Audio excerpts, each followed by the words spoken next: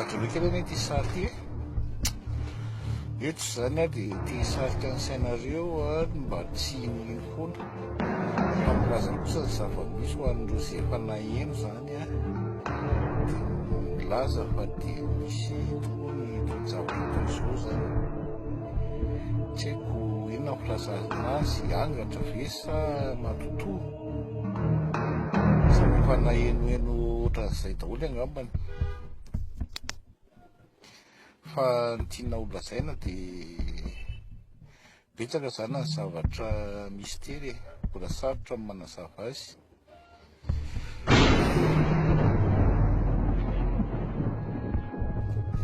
sary faharoa indray tsika zao a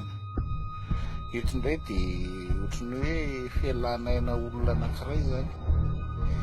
ny raha ohatra zany ka efa haute définition zany ny fankatsarinao dia mety afaka mahazaka an'ireny once fréquence lazana hoe afaka mahita an'ireny zavatra sangan-javatra hafa reny zany mba handramaina anie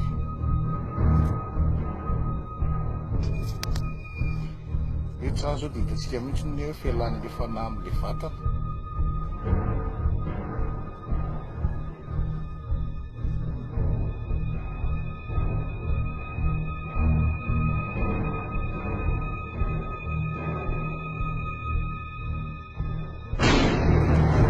sary fahatelo indray tsika zany zao a tsy haiko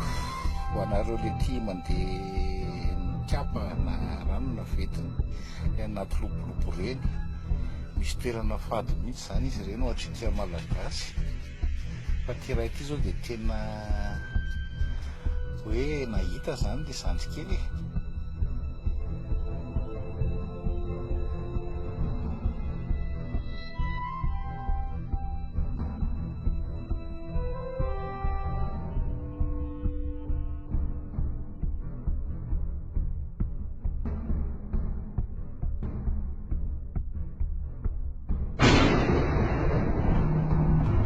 sary faefatra ohatrany hoe trangam-piseo matetika any ambanivohitra any tsy haiko misy fotoana rano kely izy dia hitanao hoe manahoana nefa dia mahafaty olona tany avarabaratra tany nahitana tranga ohatraohatran'izao zany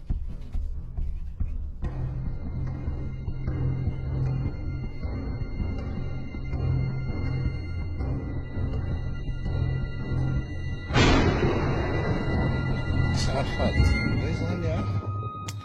tsika angamba ny ao an-trano ao matetika ohatrany hoe mare zavatra kasoka etsiketsika misy ao anatin'ny tontolo fanahy zany mandehandeha amin'ireny ao an-trano fa masonao tsy mahita azy zaho mbola tsy nahita fa fanareso ohatran'ity tranga ray ty zao za tsy nahita fa mifankatsarina aloha hitantara azy